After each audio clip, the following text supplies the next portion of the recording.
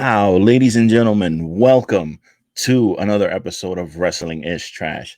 Episode 164. We are here with you on another Trash Tuesday to talk all things professional wrestling, past, present, and possibly the future. I, of course, am Lou from the BX, host of the Everything Podcast, co-host of Wrestling is Trash, your friend till the end, Mr. So-called Positivity. I'm trying to change my ways, Nick. I'm trying to Hell be yeah. more positive. I'm trying to take Hell a yeah. page out of Nick Anicelli's book and be a little more Hell positive yeah. out there. So I'm working on it. Let's just say lots of things are happening for me lately. But before we get into all of that, I would like the second host of this show to introduce himself. What up, everyone? Nick Anicelli. So, you know me, Mr. Positivity, as Lou said. But one, I want to apologize. Past 2 weeks, life's been busy for both Lou and I, between work, for both of us, especially. I think it's honestly just been work. So I just want to apologize on that behalf. But yeah, we're going to be back normal. Also, kind of everything in just the wrestling world as a whole has kind of been dead, and we don't like to speak when we don't need to if there's not much to. So kind of a good break for us, too, at the same time, to be honest. But we're back. Yeah. We got a lot coming up, a lot of big shows coming up, some crazy news, just in general, cool things. But yeah, so Lou, I'm glad to see you looking into the positive world.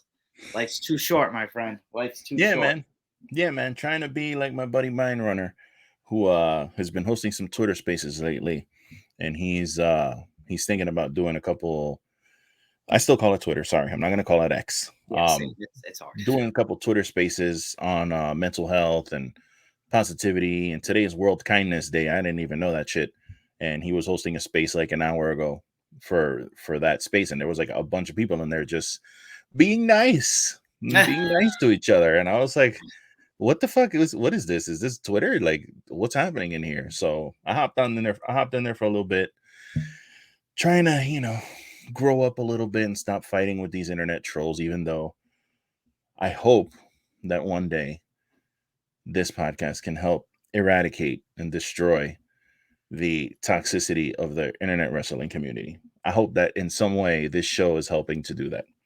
So the never-ending battle on the war against tribalism and internet bullshit. But anyway, I'm good, man. Just gonna go ahead and throw that out there. I'm doing great. Work's great. Personal life's great. Everything is everything, man. I tried to I was gonna wait till this came up later. But I sent you a message on last Saturday. I was at my girlfriend's house, and she goes to me, "Go ahead and put on your wrestling stuff." And I was like, "Oh shit, for real? You really let me do this?"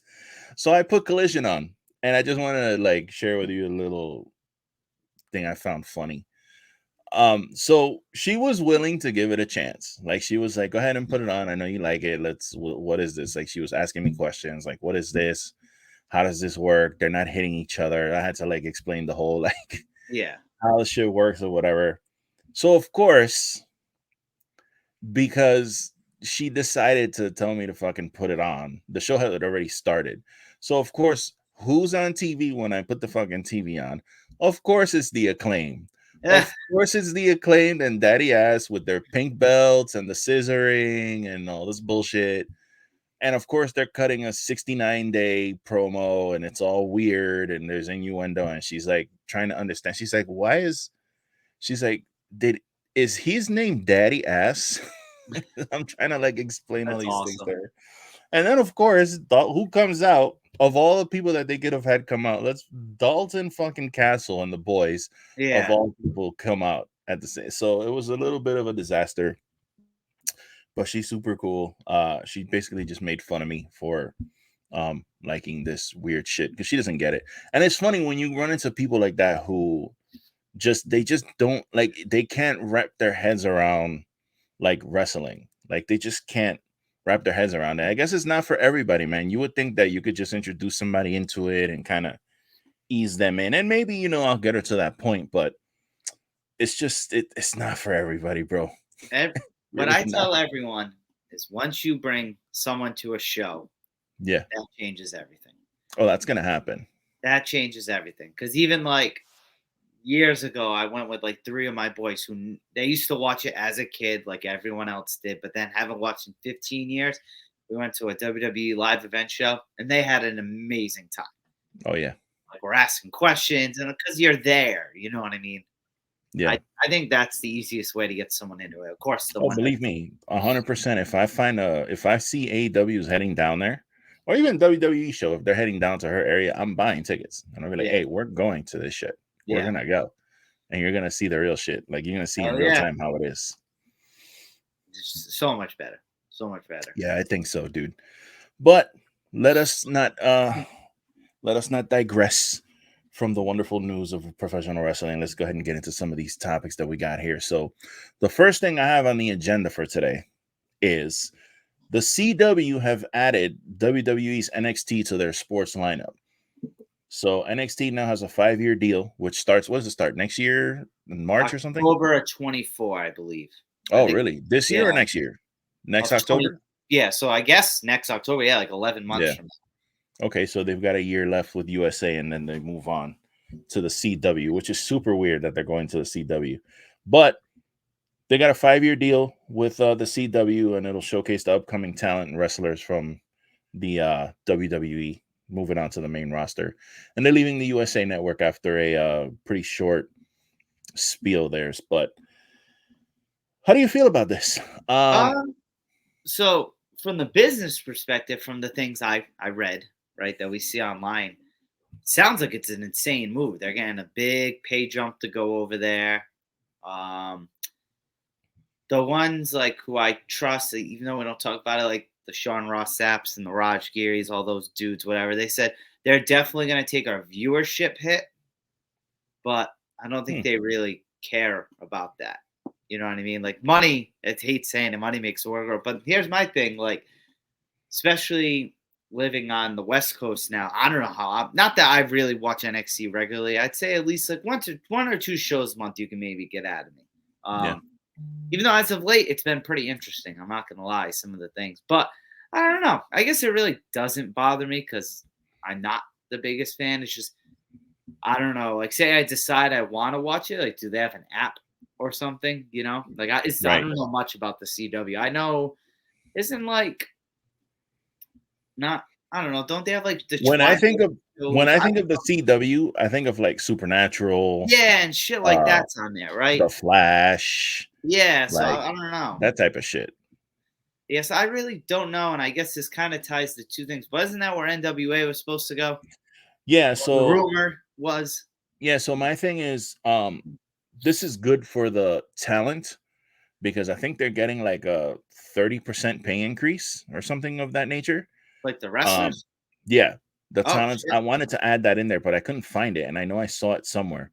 But with all the money that they're getting for this deal, they're literally giving their talent a 30% pay increase. So it's great for them. And it's gonna be good for CW also because they're gonna get a shitload of like new viewers now to their television programs. Like, you know, some of these people will stick around and watch some of the weird shit that they have on that channel. I don't know what's still on there besides, like, I know they canceled most of the superhero shows, so I don't know if they have like Vampire Diaries or whatever the fuck else is on that channel. Dude. But yeah, they'll definitely end up getting more viewers to their channel. So I think it's a win-win for both.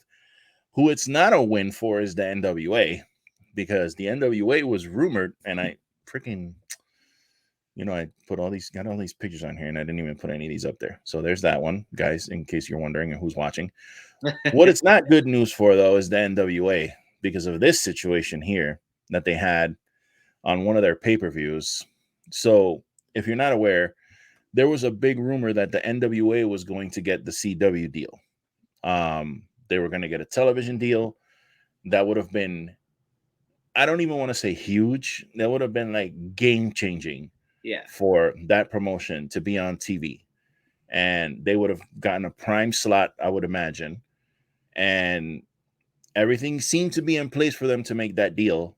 And then they decided to do a cocaine angle on one of their pay-per-views with James Mitchell, the Sinister Minister, and a bunch of other people. I don't know if there was any other people there from like back in the day or whatever. I only recognized him from the video. but they were basically doing lines or simulated doing lines of cocaine and drugs and popping pills and taking shots, like while the show was going on. It was like an angle that they shot. And I guess, again, this is all rumor and innuendo because we really don't know. But I guess the executives did not like that shit. And then all of a sudden, this CW NXT deal came out of nowhere. Like it came out of nowhere because there was no like there was nothing about this anywhere. And then all of a sudden, it was like done. So it was just like, holy shit, So kind of sucks for Billy Corgan and NWA, but this is a case of you pays your money and you takes your chances. You try to take a chance to do something kind of shocking or like cutting edge, and it bites you in the ass. Yeah, this came quick because usually the reporters will be like announce something, like, but then it happens like a day or two later. They reported that shit, and then like say it was 8 a.m. by noon, WWE let out like a press release. Yeah, man. My question for you is, because it sounds nuts to say, even though it felt like it just happened, WrestleMania season's right around the corner, right? Because Royal Rumble's in like 2 months. And the big thing is they do call-ups after Mania. So do you think somehow call-ups might get affected because of this? Like, I guess an example, like Carmelo Hayes and Braun Breaker, right? I don't see both of them staying, but like, do you see maybe one of them not getting called up because they want a big name they have to stay for the CW? Or is it like after WrestleMania, like those first 2 nights or 2 weeks, they'll do call-ups, and then whoever they got, that's who they're building between, say, April and October? Yeah, I think you're still going to see call-ups on the regular. Some quicker than others, you know what I mean? But I think what's going to happen is that you're going to see a change in NXT, though. They're going to definitely focus more on, because when you watch NXT, like, you don't see a bunch of people walking around saying, oh, I'm going to get called up. I'm going to graduate. I'm going to get out of here and graduate. They don't do that shit. Like, they just treat it like this is our home. We're here. Just like if you watch Monday Night Raw, Seth Rollins is defending his title and this is where we are and this is our thing. Like, you don't have a bunch of NXT guys saying that this is the minor league. When I get called up, this is going to, like, they don't do that shit. And I think you're going to kind of see a little bit more of that now with this move to the CW. They're going to make sure that you understand that this is like the development league. But I think you're still going to get, well, not still, but I think you're going to definitely get more of this, like what we had last month with like the Cenas and the Codys and the people like that kind of showing up on the show randomly. I think you're going to get a little more than that now, especially at like the first show. Like the first show for sure, they're going to have it's going to be a spectacle. Like they're going to have a lot going on. Oh, yeah. You're going to have a lot of big names on there and shit. So you're going to see a lot of that. But I think it's going to be, you're definitely going to see more of that, like at least the first year to kind of like pump up the rating, you know what I mean? Or not so much the rating, but just to get the ingrown audience in there for that show so that they can justify the cost. Yeah, because, and I think one thing I still randomly want to see before he retires, I want to see John Cena have a no shit match in NXT. Because forever, until he got sick, and now between him like recovering and then his job now, I forever thought Triple H's last match was going to be at a takeover. Like, this is before COVID, like when the takeovers were massive and all that. I actually thought that's how Triple H was going to go out on his back. Like, he was going to get involved in a storyline, like with, say, Adam Cole when he was there, and then he ends up putting him over and then retired off to the sunset. I kind of want to see it. And maybe you see things like that in the beginning, obviously depending on schedules and all that. But yeah, I think it's going to be cool. Like I said, now that I learned from just now this 30% raise thing, I think that's actually really, really cool that they get that because they deserve it. Because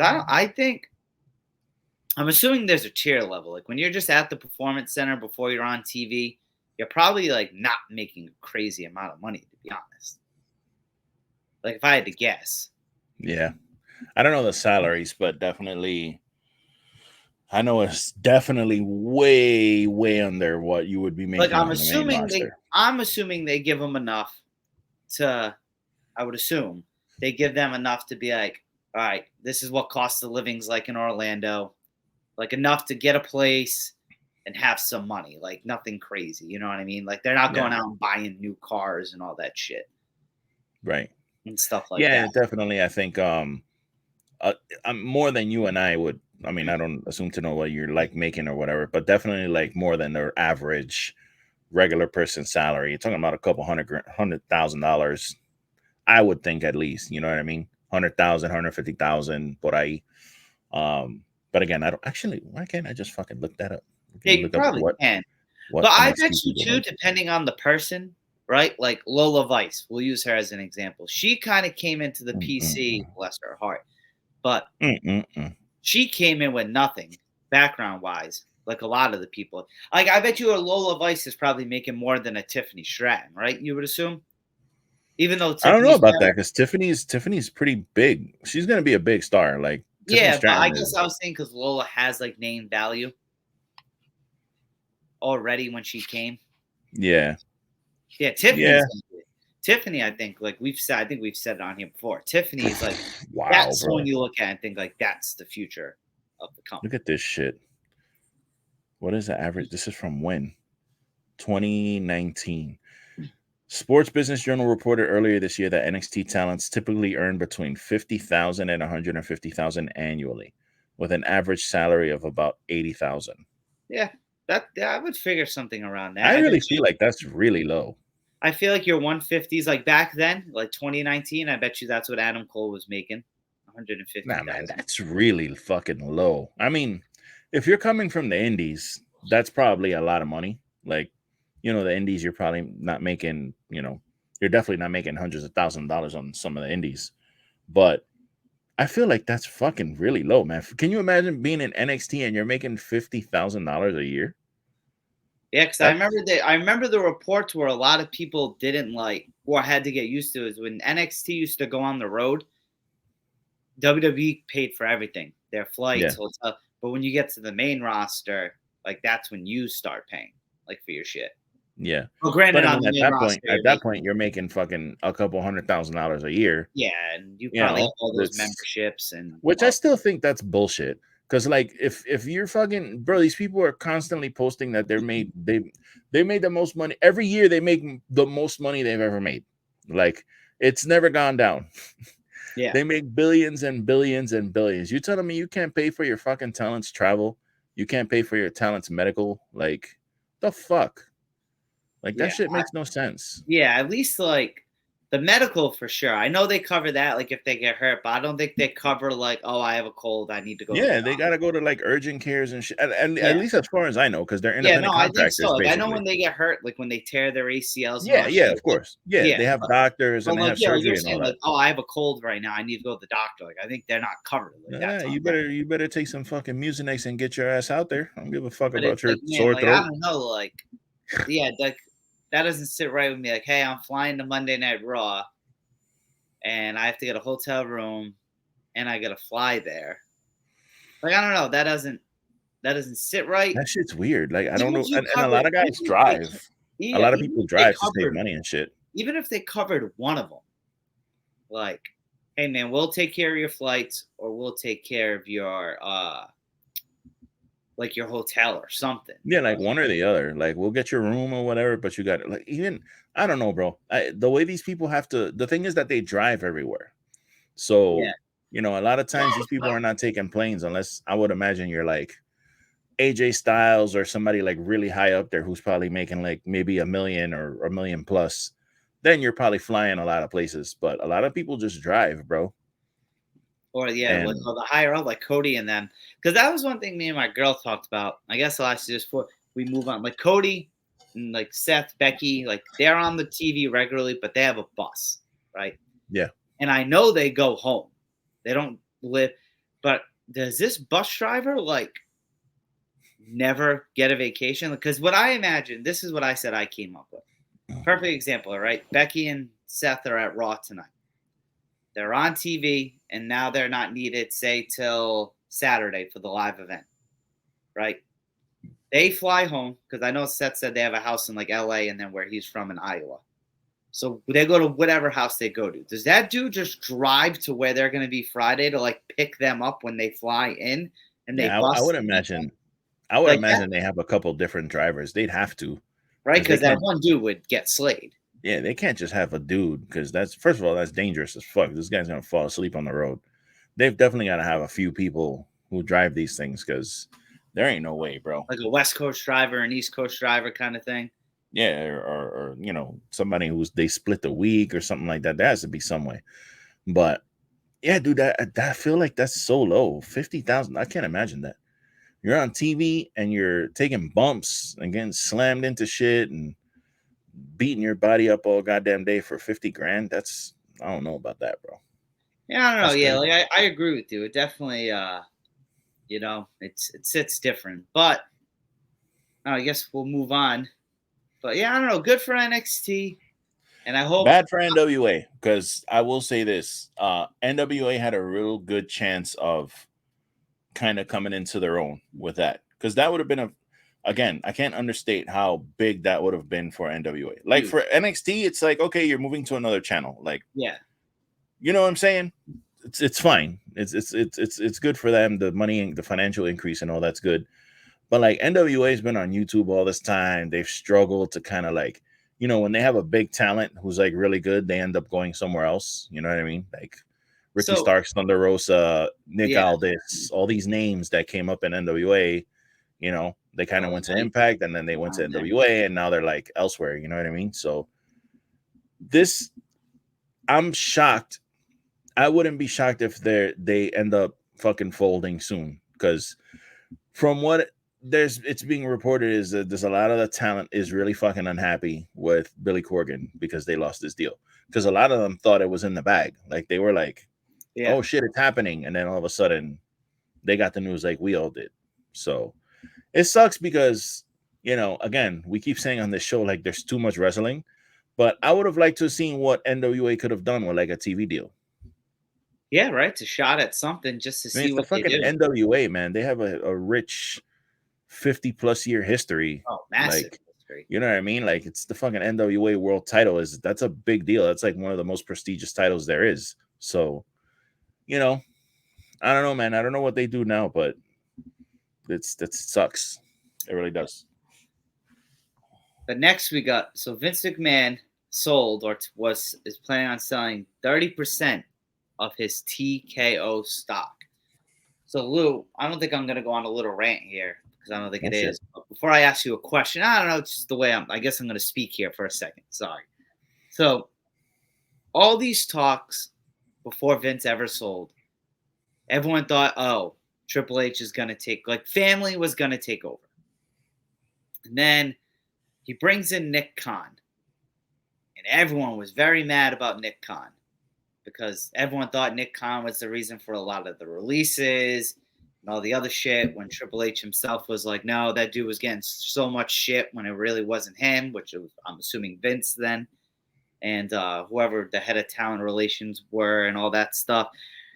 Then it's like Nick Khan starts doing the business side of things, right? He's doing good things, right, with these promotions, whatever, and all that bullshit.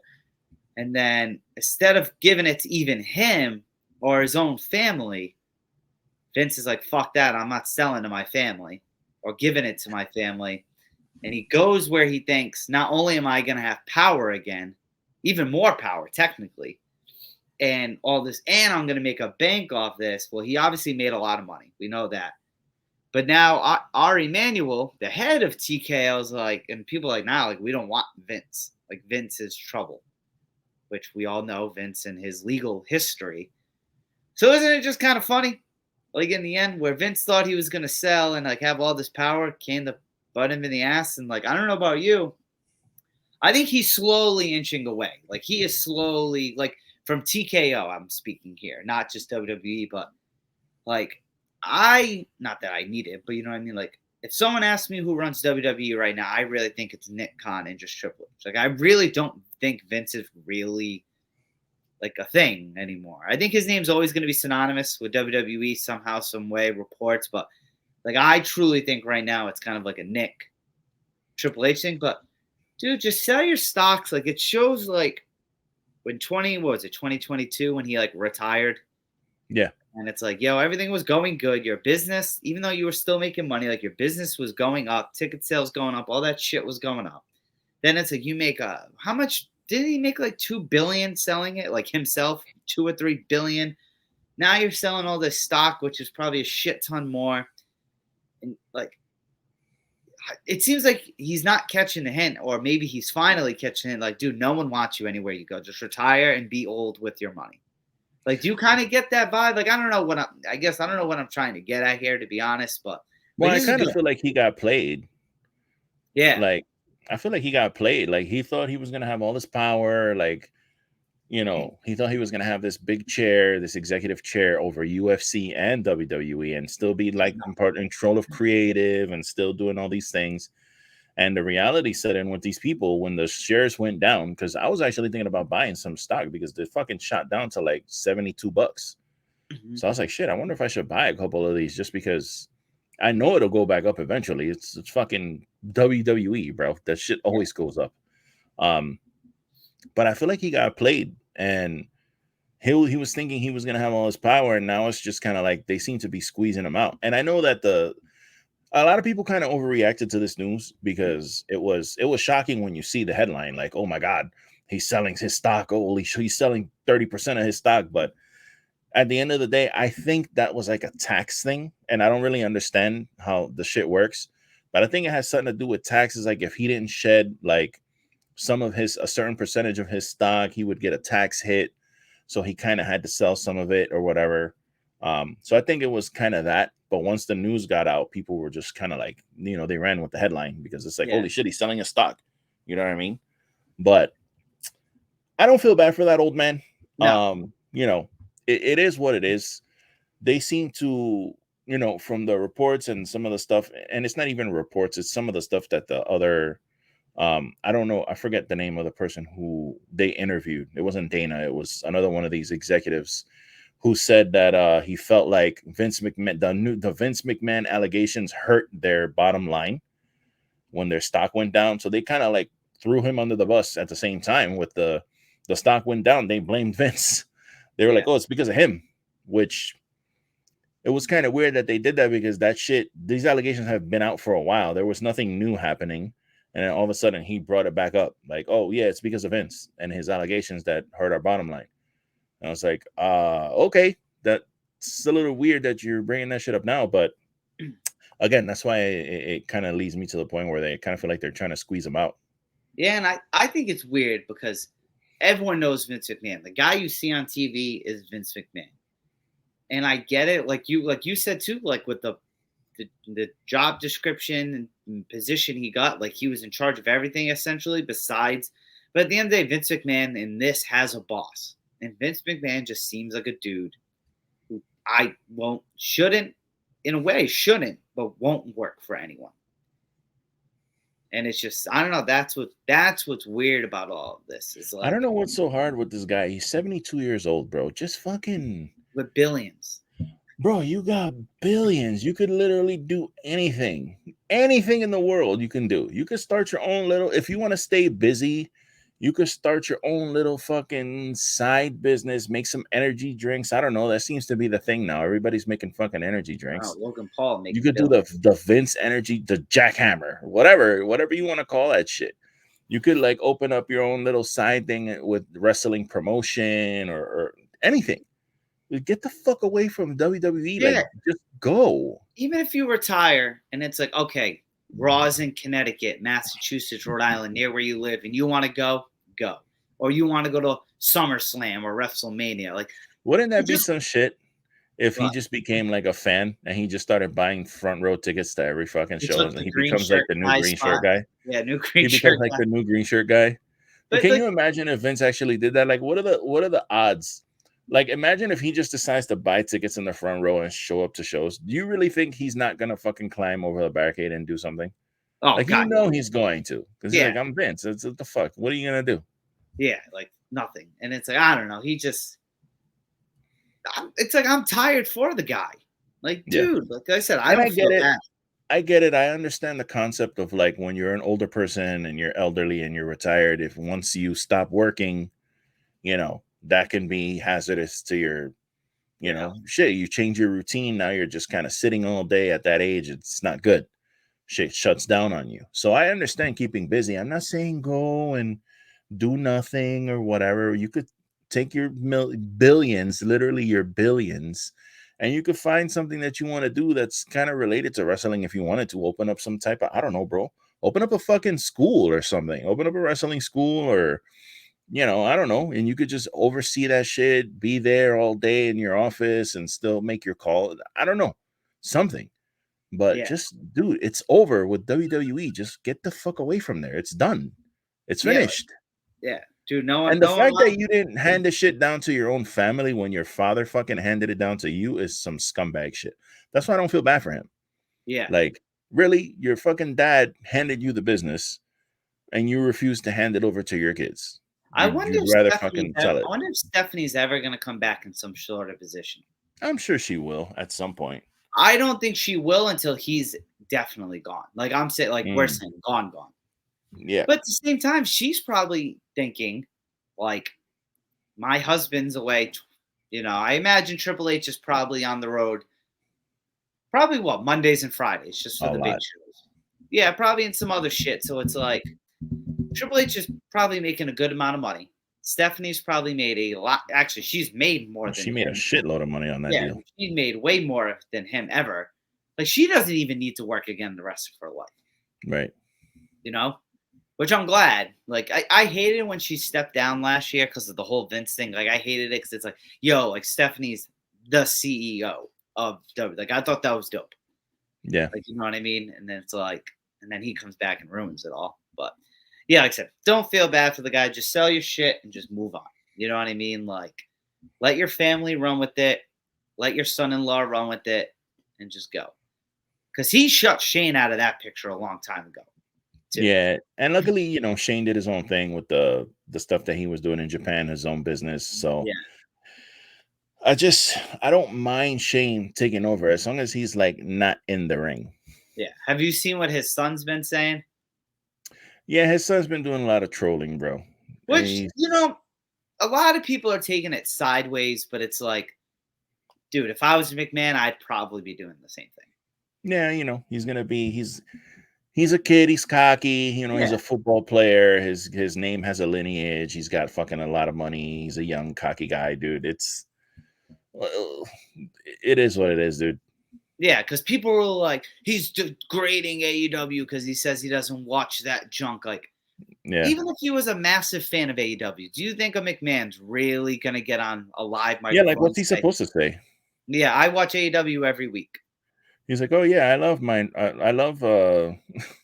I love Dynamite. I watch it every week. Yeah. No, he's going to shit on it because it's his name his last name is McMahon. Yeah, exactly. Like we all know, it's known on both sides of things. We all know Tony Khan keeps up with the WWE product, and Triple H probably, I put a good chunk of change he keeps up with the AEW product. Because if he didn't, Jade Cargill would not be in that company. Like, you know what I mean? So it's like, I don't know. Some people online were taking that very, very to heart that he made those comments. And I'm like, bro, like, it's like 21 years old. Like, he doesn't even get a lot of playing time. Dude, he's still signed to a Division I college football. That's some hating shit. Yeah, like because he doesn't like it, we're gonna talk shit because he. I was like, I don't know how I feel about this, man. Like I don't like, crazy. You know what I mean? Let him say what he wants. But speaking of AEW made a signing, which I'm a fan of. I'm gonna let you handle this one. So Mariah May is All Elite. So I will tell the background story of how I know her behind this. Probably between 2016 to 18. I'm leaning more towards 17, 18. On Twitter, I can say Twitter because that's what it was at the time. She came up, probably from a retweet or something. And as Lou just had the photo up there, very, very gorgeous woman. I'm not a fan of this crop that the fucking app is doing because this picture is bigger and you can't tell from this. Yeah. Very, very, very beautiful. And as a guy, like I'll admit, I'll be fully blunt, followed her because I'm like, yo, this girl's fucking beautiful. And then, just followed her indie career of where she was going. And then she did some time in Stardom. And it's nuts because I remember in like this reminds me, I say like 2017, 18, when AEW was non-existing, people would be like, tag WWE and be like, this is the girl you need to sign, blah, blah. And she would retweet it, obviously trying to get her name out there too. Yeah. So hearing the reports that she was coming to America and All Elite, I was like, yo, like, that's really, really dope. And now she's with AEW. And I kind of like the way they introduced her because, one, I'm happy they didn't do the whole Tony has a special announcement thing because not many people know of her. Right. It's like, oh, you could probably like, oh, I think I've seen her on Twitter before, to be honest. Yeah, I've heard like for me, I've heard the name before, but yeah. But you notice I'm a huge fan of Toni Storm. A lot of people are comparing this instantly to a Trish Mickey thing, which I think if that is the route that's what they're gonna do. That's perfect. I think that's it seems like they're gonna do like a understudy type of kind of thing with Toni Storm and Mariah May. So I'm with it. I think this is perfect because this is a perfect girl that you have. Like, yes, she's done Japan time, indie time, the UK, and all that. But this is another girl who's already got experience that you can build to be a star in your own company. Hell yeah. And working with Tony or whoever, she was like, I think this is perfect. I think it's a home run. People are like, well, they just kind of introduced her casually. Like, dude, no one knows her. I think Tony did perfect with this, and it seems to be going perfect. You can't please these people. Like, no. So again, I don't know much about her. And honestly, I was gonna go back and watch some of her some of her wrestling, and I hadn't had a chance to do that yet. But so the way they introduced her was in a backstage segment with RJ City. Mm-hmm. And then everybody's like, oh, fucking Tony Khan doesn't even know how to introduce people, and they have this big star, and you introduce her in the backstage segment. Mind you, these are WWE people complaining about that when they introduced Jade Cargill the same fucking way on a pay-per-view. She came out of a car, she shook Triple H's hand, and she walked off. That was her introduction. She didn't even get to speak. I don't think she has spoken yet, right? Yeah. So it's like, you guys, like, you guys can't fucking take your own heads out of your own asses. Like, I don't understand that shit. Like, why do y'all my thing is like, why are you watching AEW if you hate it so much? I don't understand, bro. I don't know, dude. That's just weird people are out there. I don't understand, bro.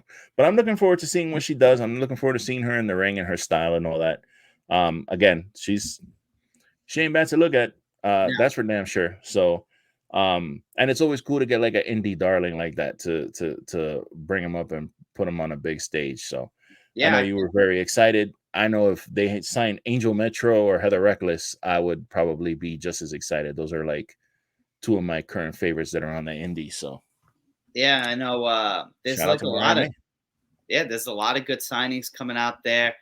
Like I said, I think Tony Khan has something very special here that he could do with this. The way he introduced her, he's got plans for her. It's not just a female debuting because she's talking about I think, which we're going to dive into after, the soon-to-be women's champ.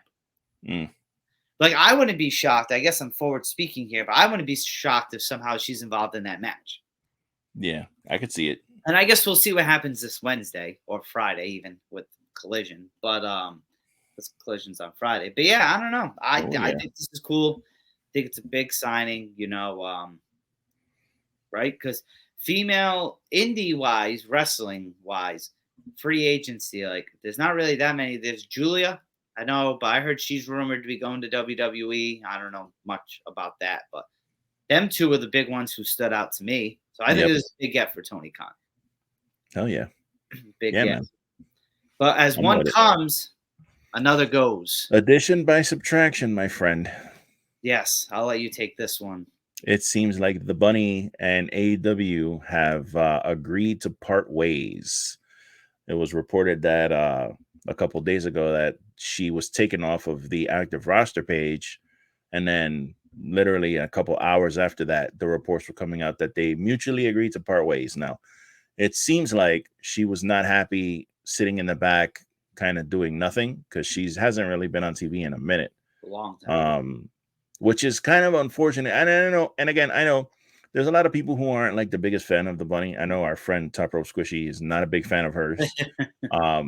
But I like the bunny, and I never really had an issue with her matches. I liked her character. She's beautiful.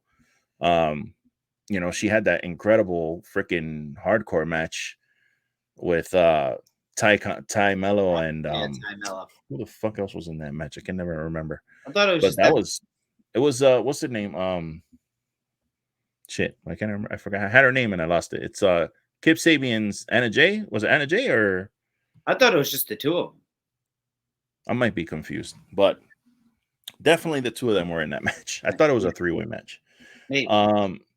Yeah, man, and she, there were rumors that the Butcher and the Blade were next because she's married to the Blade, and I don't think that they're totally happy with their status in the company either. So this kind of sucks for me because she's like one of the original people in AEW. Like when AEW first started, like it was like she was one of those people, and Butcher and the Blade were like, it took a lot for Butcher and the Blade to like get over with the fans because people were seeing them and they were like, who the fuck, the Butcher and the Blade? They got in really good shape too.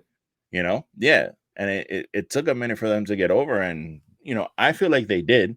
They're good in the ring. I'm not good. I say good. They're great in the ring. Like I enjoy their matches. So it kind of sucks that they've been put on the back burner. So I haven't heard anything about them being released or like leaving. So because that was the big rumor, but happy trails, Bunny.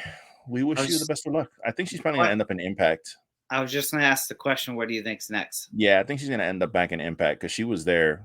She made a name for herself in that place. Yeah. Unfortunately, Impact does this thing where they kill you like when you leave.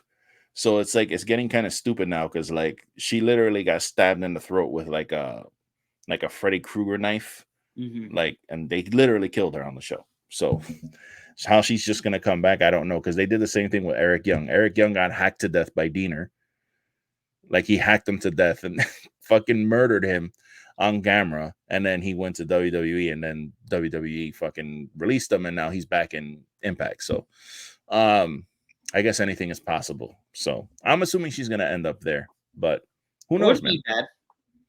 Impact does go with their wrestling, so I like Impact. Women's side, TNA. Yeah, TNA, soon to be TNA. Soon to be TNA. Yeah. Next we got. I like that you posted this in here. If you don't mind, I'll take this. So absolutely. Chris Jericho tapped out Takashita this week. I always fuck up saying his name. That's why I said that. Yeah. But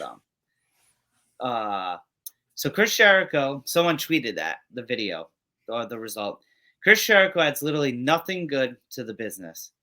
Can't even put over Youngtown in their own promotion, LMFAO. He also shouldn't even be a part of the story. It's embarrassing to watch generally. And then Lou made a list of people that Chris Jericho put over this year. And I will read them. Adam Cole, twice. Will Ospreay, Action Andrade. Will Hobbs. Ricky Starks, twice. Roderick Strong, Sting and Darby, twice. And then Will, Sammy, and Takashita. Takeshita. Yeah, I have trouble saying that shit too. Takeshita. I know I'm saying it wrong, but it's Takeshita. Takeshita. I always fuck up saying his name. I feel bad because he's a good talent too, to be honest. Yeah. But yeah, like I don't. That's the thing, right? And I think, and this is like, I think Chris Jericho, since he's been in AEW, gave back a lot to the business, like a lot. So this is the thing with this thing. So I don't really watch DDP. I don't watch a lot of DDT because I don't have access to it. But from what I understand, DDT has a habit of putting over outside talent. So like if you're from DDT Pro, usually, and you bring in somebody like a Chris Jericho or a Will Ospreay or somebody like that, they usually put the talent over, like the incoming talent, because why would you bring in Chris Jericho to your, let's call it what it is, a very much smaller, as compared to where he's coming from, and have him lose? Yeah, that doesn't You know make what I mean? sense either. Like, this is the kind of shit that people don't really like. They don't think about. And then like these people who, again, I'm coming from a place of ignorance because again, I don't watch DDT Pro. I Yeah, know of it, but I don't watch it. But a lot of these people definitely don't watch it. And then they just see that Jericho taps him out and they're like, oh, fucking Jericho doesn't put anybody over, bro. Fucking Jericho always has to get his shit in. It's like, bro, what are you talking about? Do you even watch? Did you watch a couple weeks ago when Jericho literally, Will Hobbs beat the fucking shit out of this man for like 12 minutes? Pissed at him. And pinned him. He beat him and beat him and beat him and beat him and pinned him. Like, what are you people talking about? And that's on a live flagship show. He put this young guy over big time. Like, yes. not a sneaky roll up, not disqualification bullshit. No, Will Hobbs went in there and fucking destroyed him. Okay, so dude, give me a fucking break, bro. And then I also think, right, because this is something I'm critical of with John Cena. If the legends just keep losing, it means nothing. So like, you need to let them win at the same time. Yeah. Like if you know everything, like I said, he's already put him over. But I heard an old referee say, you can go over without going over. Right. At the same time. And I'm a true believer in that personally. Yeah. Yeah, I think that's a terrible take this person has. So I'm not sorry for taking a shot at your take, but like, who cares? Like, and that's the other thing. Like, people act like losing to Chris Jericho or any legend is like a bad thing. I'd rather lose to Chris Jericho on TV than lose to one of my peers, I guess. Right. You know, and I get it. You want the young guy to go over or whatever. This is not the story that they're telling on AEW is not what they're telling on DDT Pro. So like, how about you just wait until the pay-per-view and see what's gonna happen and see how everything else goes before you start like burying Chris Jericho. Like, I don't. This is where we say the IWC is dumb because they don't know shit. They know nothing. And this is just an example of where you can't please everyone, right? Like, right. Like, example, whoever beats MJF, there's going to be a group of people that are very critical that person won. Just like when Roman eventually loses, there's going to be that group that's like, no, Roman shouldn't have lost to that guy or shouldn't have lost yet. Yeah, of course. Or whoever. It doesn't matter who it is. They're going to, unless it's Cody. Like, I think universally, everybody's going to be happy that Cody is the one to dethrone Roman Reigns. This is what I think of the IWC. I think the one storyline in the past few years that's universal where it's like 10 out of 10 should be cheering this was Kofi Mania. But I bet you there was someone out there that thought Kofi winning was the dumbest decision. Oh, I'm sure. It just shows like the IWC's a bunch of. Which is great for me because I don't remember being on Twitter much at that time. I think I had taken a long break from Twitter when that had happened.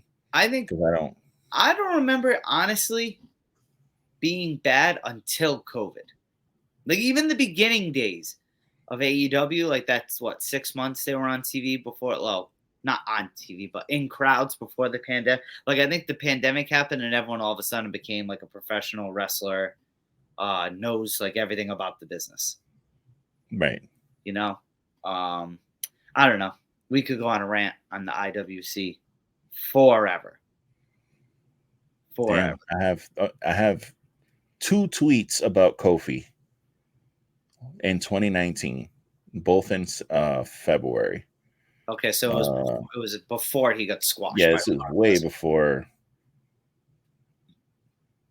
Oh wait, hold on. Is this? I don't like shitting on WWE as they are gonna do what they want, but not giving Kofi a title run is tone deaf as fuck. What is this from? Well, I don't even know what this is from. How old is this? 2019. It's like a lifetime ago. Yeah, well, because if you remember, I remember the whole story. They didn't seem like they were gonna do it or whatever, and then they did.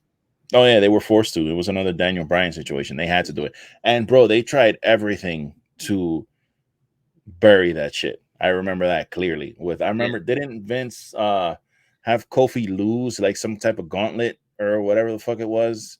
They put him in some gauntlet, and he like. What punched his ticket to Mania was the New Day. Xavier and Big E won a tag team turmoil, and they kept winning, and that's what got him. They beat Daniel Bryan and Eric Rowan. I'll never forget. They dumped the table over Eric Rowan. They got the 10 count. Kofi went. But that I would say those two are some of the big ones, like him and Daniel Bryan when that happened. But let me get your thoughts on this man right here before we get into it. Yes, Logan Paul. So, as loose type, that's loose typing up there that Logan Paul is killing it. I'll say this.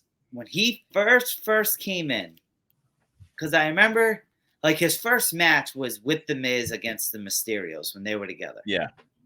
And I was like, okay, like, here we go. We got a celebrity. Yeah, the guy is athletic.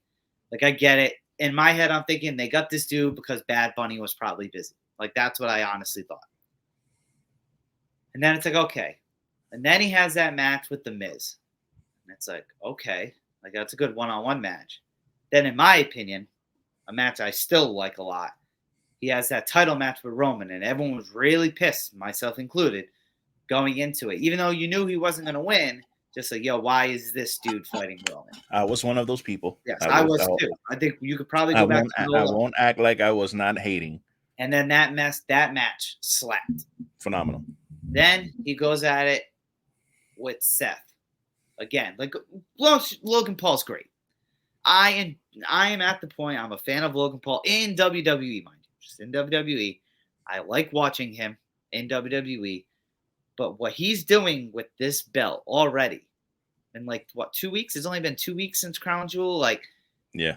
My man's doing all photo shoots with it, laying in bed with it. Like, he has a photo of him in the shower with it. He's talking about how he had some fun with his fiance with the belt. He was at the UFC show this weekend with the belt. You know, everywhere. Yeah, he was on Fox News with the belt. Did you see the thing that got posted? Not only was he on Fox News with the belt, he was on the stock show. I don't know, Jim Varney or whoever it is who does the stock, the show about business or whatever. He was on Fox News business show because he made 1.9 billion in sales from his fucking energy drink. Yeah, Prime. While he's on there, he's got the belt on. He's wearing the US title while he's on a business program. Like, that shit, dude, you can't buy that kind of like recognition and he's committed. You can't buy that kind of exposure. Not that WWE needs the exposure, but why not get more? You know what I mean? He already said he's done boxing for the time being. He wants to focus just on wrestling, he said. And then, did you see the video of him with the pawn shop? Yeah. Like, yo, that shit's golden. He's talking about, like, this was Rey Mysterio's and all these people. Was he trying to get like 150,000 for the belt? Yeah, some shit. Yeah, like, he is just so invested already that I'll say it. Because remember, we were shitting on Austin Theory's title run. Oh, you do. And Rey Mysterio's. He's already surpassed Austin Theory's title runs. He's making this title relevant. Like, whoever beats him, which I think it's going to probably be LA Knight at WrestleMania, that's going to be – that's what I think. Because he referenced LA Knight again in that promo with the pawn thing. Because, like, as we said, I don't know about you, my mind hasn't changed. I still think Gunther's taking the Rumble. Yeah. I just don't see how they get – I don't know, bro. There's too many strings. Like, how do you – that's the thing with LA Knight. Like, how do you lose – a heavyweight title match and you say you're not done with the bloodline and then you're gonna come down to, you know what I mean? Because say what you want, you're coming down to like a lesser title. Down. I agree. You know what I mean? So how do you? That facts are facts there, but it would have to be Logan Paul like literally antagonizing LA Knight to get into the feud, which it seems like he's kind of doing already. Honestly. Yeah. So, but if that's the case and Logan keeps this up, that's going to be a big moment when he does drop the title. It seems like Logan's going to go into a feud with Kevin Owens, which I think is honestly a dope feud, to be honest. Wow. Because Kevin's good on the mic. And they're both going to do crazy shit. Yeah, so in I'd a like to match. see. I hope that's a one-on-one match at the Rumble. To be honest, I know the Rumble doesn't have many matches. Either that or You they. know, I'm actually really, and I know it's far away, but I'm like really looking forward to the Royal Rumble. And there's like no matches or anything close to being announced for that. But I love the Royal Rumble. Like Yeah, I same. love when that shit is like on the way. But my thing is, one, I'm intrigued because by now you hear the rumors of who's going to win. And the top two on the male side is Gunther, and then people think LA Knight, and then the other ones out there think CM Punk. And then, but on the women's side, I got no clue who's going to win. There's no way CM Punk is coming Yeah. in and fucking winning the Royal Rumble, bro. Well, he comes in at 30. I Yeah, guess they could I do don't some think he's bullshit like that. But you have no idea who's going to win on the women's side. come on, man. There ain't no way, bro. Yeah. If you're in there with Gunther, CM Punk is not winning the fucking Royal Rumble. It's not gonna happen. Triple H wouldn't do that, I don't think. Yeah, I don't like that idea, even though it worked with Edge the first year. I don't like that thing where they introduce someone like that in the Royal Rumble and then they get like thrown out. Like, if you're introducing somebody like that in the Rumble, they need to win. Because it's like, oh shit, they're back. Oh, and they win. Like, that's how it should be. So I don't know. But Logan's killing it, man. Like, oh, big time. And like him and KO, I think will be a great feud. I don't know when, because I think after Survivor Series, the next pay-per-view is not till the Rumble, I don't think. So unless maybe that feud never makes it on to a pay-per-view, because you got to think at the Rumble, you have the 2 Rumble matches. Roman's gonna have a match. I'm assuming Seth's gonna have a match, and then I bet you one of the Rumble women matches. Yeah, and then so that's 4 matches, and then you'll probably have one of the women's title matches. One of the women probably. So I don't, because you can't stack the Rumble too much, because that's already naturally it's a long show, just how it is the match. Yeah. But yeah, so I'm excited to see what he keeps doing with it. I hope it doesn't slow down. Like even the little thing he did, shout out Dominic Mysterio on his phone. Yeah, man. I don't know, like this dude just gets it. He just gets it. Like, am I wrong for thinking if you don't like him in WWE, just WWE wrestling, like you're just hating the hate? Am I wrong for thinking? For sure. Yeah, for sure. Because he's not a likable guy. Like, he's not like, I don't listen to his podcast or anything like that, so I don't know anything about that. But like the way he portrays himself, he's not like likable at all. Yeah. He's like sleazy, and that's his character. So if you don't like him for that, then he's doing the right thing. You're not supposed to like him. Yeah. So, but if you're like carrying stuff from like his Vine days and his YouTube channel and all that, it's like, dude, you gotta, at some point you gotta kind of separate that kind of shit. Like, you're just gonna carry that stink forever and hate this dude forever. It's up to you at the end of the day. But if you're gonna hate on that stuff, I can, I guess I get it, but you can't hate on him doing anything in the ring at all. Now, he doesn't like phone it in. He doesn't go out there and half-ass it. He saved Rey Mysterio's life. Yeah, dude. Yeah, and like he gets it. Like he gets the actual business of what it is he's doing. So it's. I think he's great. So let me ask you a question then, and then we'll move on. How would you feel if one day, not soon, we'll say in a year from now, say he's the guy to beat? Like, what would you do if he became the world heavyweight champion? Oh my God, no! I don't know if I'm ready for that question. But could you ever see it happening? So not the main guy. So like not the guy to beat Roman, Cody, whoever, but just the world heavyweight champ. And he gets, say, a 3-month run, like a pay-per-view to pay-per-view or something. Just honest that, because I've seen people. I don't like it. I don't either. I don't like it. I don't like it. I'm trying to figure out how I could justify it, and I don't like it. I want to do, because I'd like to think I like him a lot in WWE, and even I don't want to see that. I think what he's doing now is perfect. Yeah. There's nothing wrong with being the United States champion. Yeah, U.S. title. Let's face the facts. U.S. title is the number 3 title number 4 really. Yeah, 4. If you think about it, because Intercontinental title's been super elevated, and even before Intercontinental got elevated, it was still higher than the U.S. title. Like, it's just always, to me, it's always been higher than the U.S. title. So, it's okay when you do like celebrity kind of stuff like that. But even with that being said, Logan Paul is like great.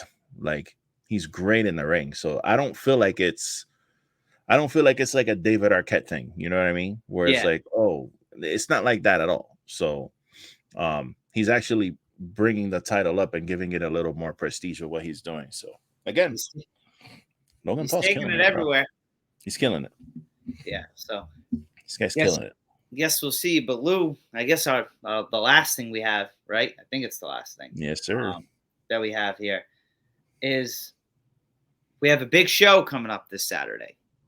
AEW Full Gear. Bro. Lou's going to be reporting live from the movie theater with the crowd there. And I am lucky enough, just based off where the pay-per-view is and AEW's ticket prices, thank you very much, I will be attending this show live. So for those who do watch, if you're looking at the stage, I will be on the floor. If you're looking at the stage to the right, I plan on having a sign, double-sided. One's going to be an Adam Copeland. I'll say his name correctly. An Adam Copeland sign of some degree. And the other side is going to have us. Wrestling is trash. Nice. So be on the lookout. Be on the lookout for that. But, dude, I said this off air. This is going to – so not just because I'm attending. This is just going to be a great show. They did good with this card. I mean, I'm sure that's adding to your excitement actually being there for the show. But, bro, looking at this card – because they had a card out a couple days ago, but it was missing a few of these matches because they weren't announced yet. But looking at this card, like – This is going to be fucking again. AEW tends to have great pay-per-views. No, not tends to. They always have great pay-per-views. I've yet to see a bad pay-per-view or even like mediocre. Yeah. Like, no, it's been either from good to like holy shit, in my opinion. Okay.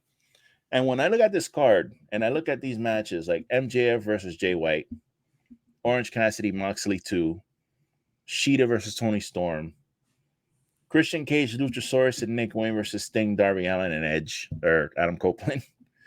Hangman Swerve. Texas Death Match. Listen, in a Texas Death Match, okay? Chris Jericho and Kenny Omega versus the Young Bucks. Dude, like all these matches look like they're going to fucking bang. Every single one of them. My hot take, I think this has potential to be pay-per-view / plea, whatever, of the year. And like, once again, that could be just my excitement because I'm kicking in. But like you're saying, like, I don't see a bathroom break match. Nah. And and what you were saying in the pre-show, I'm hoping that this is the card. Like, yeah. Because we still have Dynamite and Collision this week. Yeah, I think even one more match is too much. Like, just leave it like this. Give some time to the women. Let them have a fucking nice 15, 20-minute match. Don't shortchange them with a fucking 9-minute match when you're giving everyone else, like, double-digit time. Like, give everybody time to tell a story. You know what I'm saying? You can do that.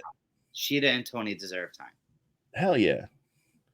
Even these Statlander, Julia Hart, and Sky, because it's going to be Sky Blue. I like Red Velvet, but I just strictly from the fact with the story that they're telling with Sky Blue, with the ink and the black face mist and all that shit, it's going to be Sky Blue on the show. So even with that, like, give them time. Let them fucking do their thing. You know what I mean?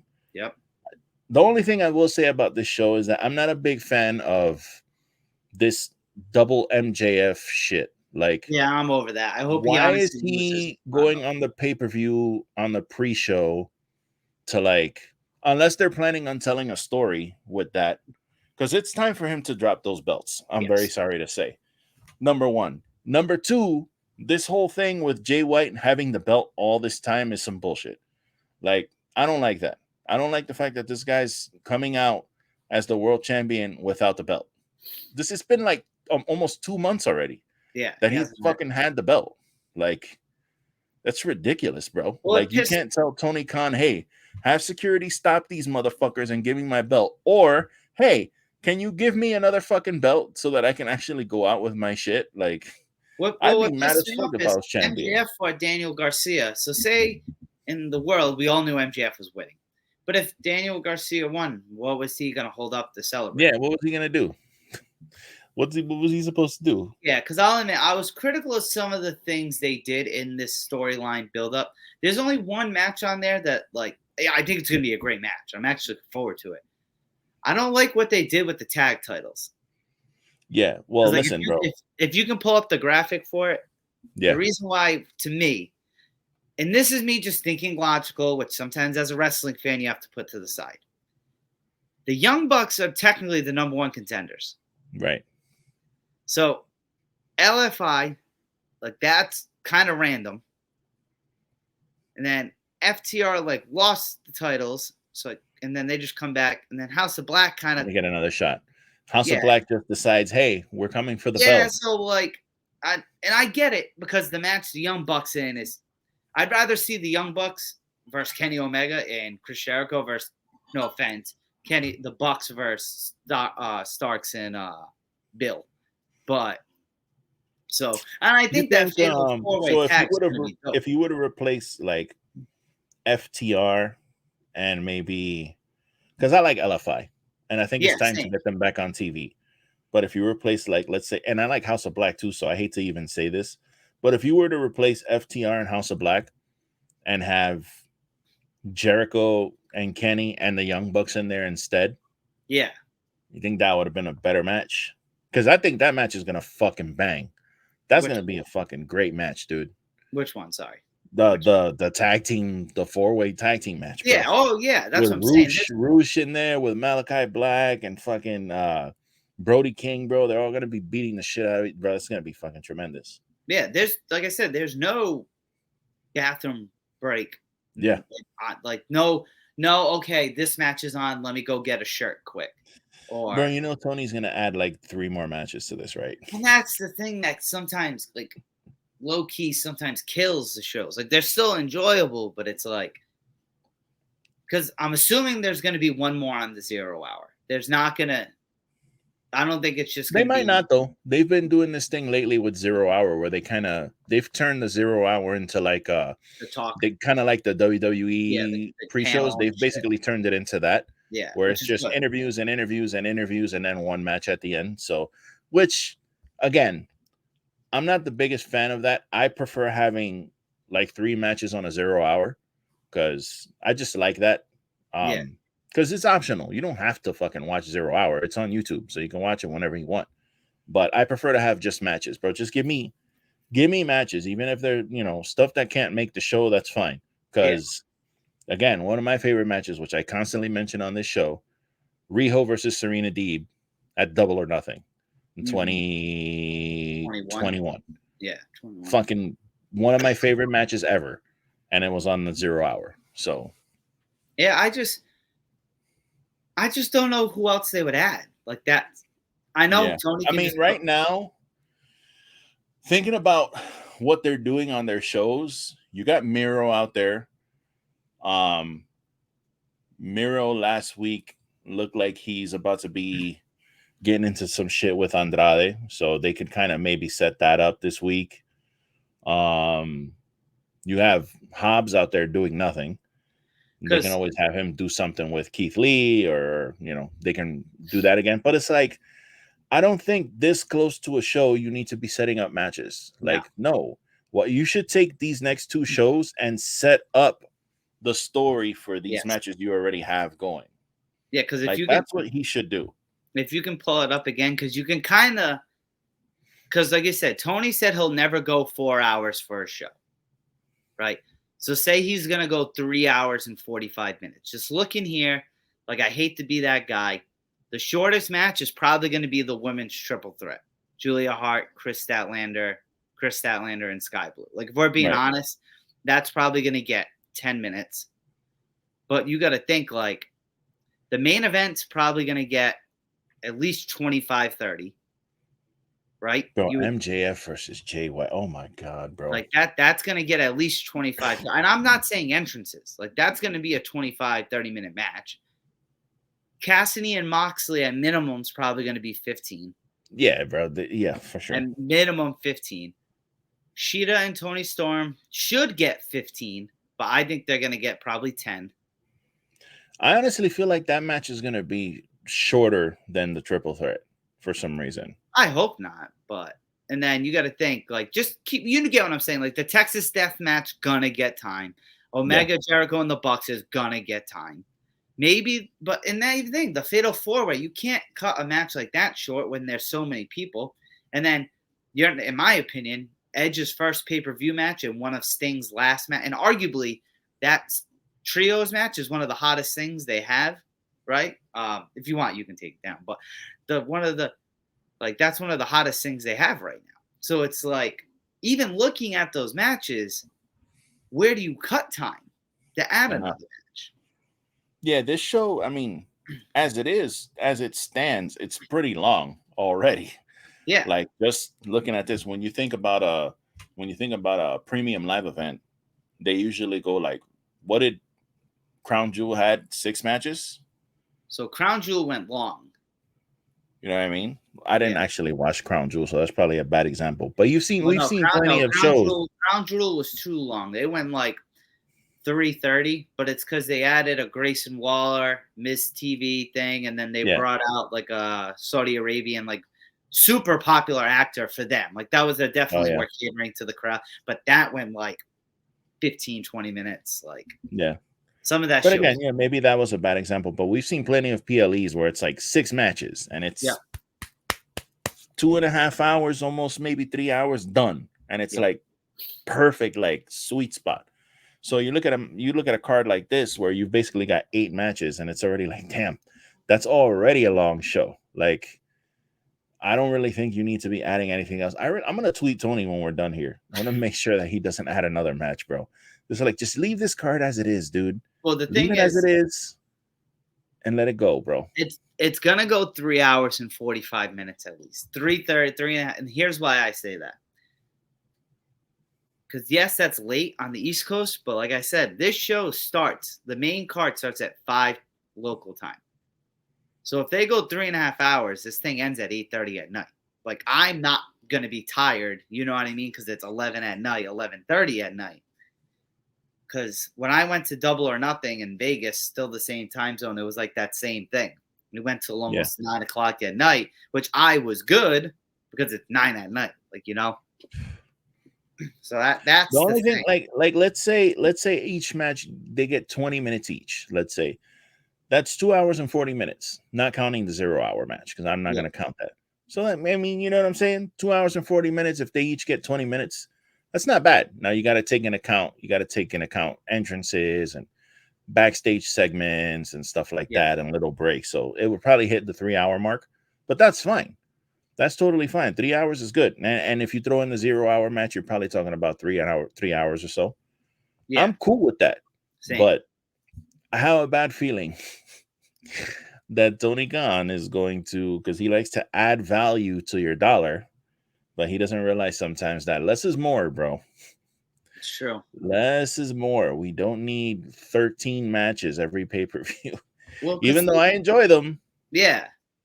But the thing is, the matches they have right now, the stories are great for like damn near every single one, right? So it's like, you might only have 8 matches, but it's 8 must-see matches. Right. I'd rather have 8 must-see matches than a 11-match card where 3 or 4 I don't care about. Yeah, and it's weird because the reason I say I'm sure there's going to be another match added is because I don't see the Don Callis family anywhere on this card. Yeah. So that seems to be one of the biggest things going on right now. And I'm sure something from that freaking storyline is going to get added to the show. So we'll see. Yeah. But we'll go ahead and give our picks. Ooh, okay. Ooh, this is actually going to be kind of hard because all right. So I guess if we're going to start from the very bottom, the 0 hour. First of all, who is going to be MJF's partner? So that I honestly have no clue. If I'm being honest, I have no clue who his partner's going to be. I would like to think it's going to be Roderick Strong. That's the first choice, I think, but I really don't know. Regardless, they lose the titles. What if it's Samoa Joe? I wouldn't want that because then I don't want another. Adam Cole MJF were tag champ feud thing though.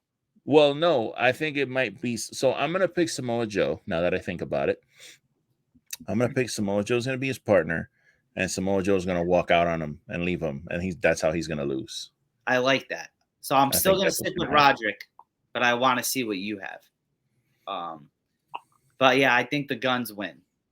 The Guns win. And That should win. That makes the story better for the main event, in my opinion. They should fucking win. Yeah, they really should. Because what is MJF doing with these tag titles? He's doing a whole bunch of nothing with these fucking belts.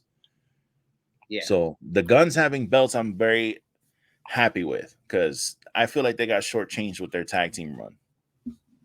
Yeah, they were hot from the many man entrance and all that shit. Yeah. And then, yeah. But yeah, I don't know. I think it's obvious. I really want what you said. The more it's sinking in, the more I like it. And then next, so we got Julia Hart, Chris Statlander defending TBS title, and we're both gonna go with Sky Blue. Yeah, I'm thinking it's gonna be Sky Blue. This one? I honestly feel like Julia Hart is gonna win the title. Yep, I think that. I think she's walking away with the belt. Statlander's got like 43 or 44 defenses or something like that, and that's great. And I like Chris Statlander. And I think she's been a great champion, but the story with Julia Hart doesn't make any sense if she loses this match. Eventually, she's got to win a big match. Like she has to. And she's just on such a roll. And the thing is, I think they made this purposely a triple threat to protect Statlander. Yeah. Yeah. So I'm editing the note to put our. Oh, nice. So we have our things in there to recap. Yeah, I'm gonna go with Julia. Yeah. Yep. So far, we're twinning. All right, so we got the Fatal 4-Way for the AEW World Tag Team Champions. You got LFI versus Ricky Starks and Big Bill versus FTR versus House of Black. I'm going to go with Ricky and Big Bill to retain. I don't think that they're going to lose the titles. No. They definitely shouldn't lose the titles because they just got them. So give them a chance to at least like do something with them. Okay. And I like them together, man. I usually don't really care for like the thrown together tag teams, but they've been rolling together for a while. So when they won, we both freaked out when they won. Yeah. So I like it. I like them as tag team champions. So let's just keep it going. All right, let me get you there, Ricky Starks. And it kind of hurts me to say that because I love House of Black. I love LFI. I'm a big Roosh fan. And you know, FTR, whatever. They're great, but you know, it was nice to see them lose the titles. I'm a little sick of them. Honestly. Yeah, they've had them a lot. Well, I'm going with the thing with them having all those belts for like almost a full year, kind of like. I think for me, it did like the opposite of like what it was supposed to do. Like I was supposed to look at them and go, wow, man, these guys are the shit. They got fucking 3 different belts. And I just kind of like, I went the other way where I was just kind of like, all right, can these guys like get the fuck off my screen? Yeah. Well, I've made it known since day one this group came together. I am going with the House of Black. Oh yeah. Can't go wrong with that, man. No. But if I had to pick another team after them, I would go with Ricky Starks and Big Bill. So if they win, honestly, if anyone but FTR won, I'd be kind of happy. It'd pop me. I know that sounds like a hater comment, but just like you said, they had that long run. Yeah. I'm just looking forward to this match because Roosh works very stiff. Yes. FTR can work either soft. That's the one thing I'll say about FTR that I really like. They can work any style. Yes, they can work like technical. They can do like brute force. They can do street fight shit.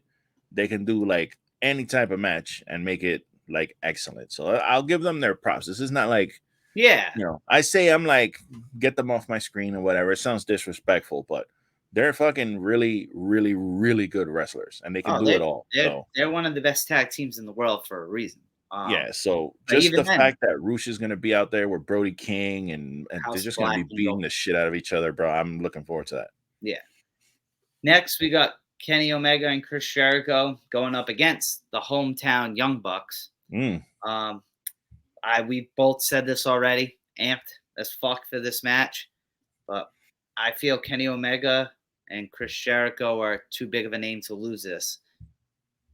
I think they're going to do the typical wrestling booking where the hometown boys lose, but at the same time, it's like Young Bucks are the number one I don't know if Tony takes that into consideration. I don't know. I love Kenny Omega. I want to see Kenny Omega win, so I'm going Kenny Omega and Chris Jericho.